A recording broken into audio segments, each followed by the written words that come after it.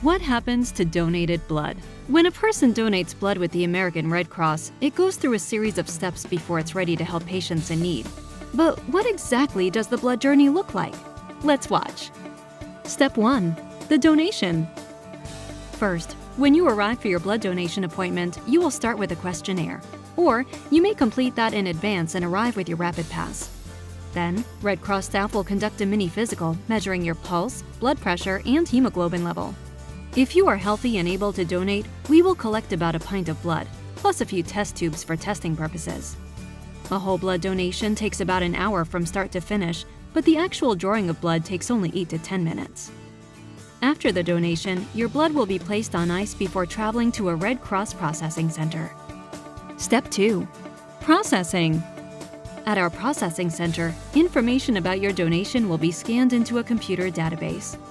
Most blood donations are spun in centrifuges to separate them into 3 transfusible components: red cells, platelets, and plasma. Step 3. Testing. Meanwhile, the test tubes with your blood samples will have arrived at a testing laboratory. Here, a dozen tests are performed to determine your blood type and check for infectious diseases. Within 24 hours, these results will be electronically transferred to the processing center. If a test result is positive, you will be notified and your donation will be discarded. Step 4. Storage. Once testing is complete and your donation is approved for use, it will be labeled and stored. Different components are stored in different ways and for different lengths of time. Red cells are stored in refrigerators for up to 42 days. Platelets are stored at room temperature for up to 5 days, while continuously agitated to prevent platelets from clumping together. Plasma is stored in freezers for as long as a year. Step 5. Distribution. Now that your donation is ready to be shipped, it can be sent at a moment's notice to hospitals at any time of day, any day of the week.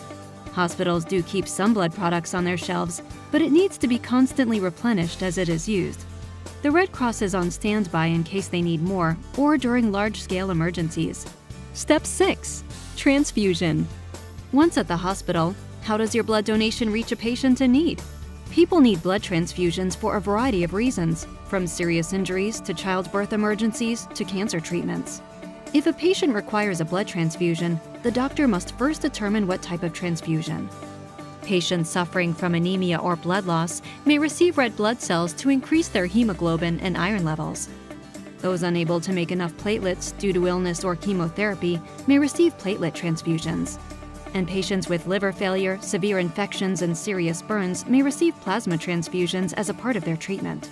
As you can see, a life-saving blood donation starts with a generous donor, travels through expert testing and processing, and is distributed through a dedicated team of professionals who provide it to a person in need.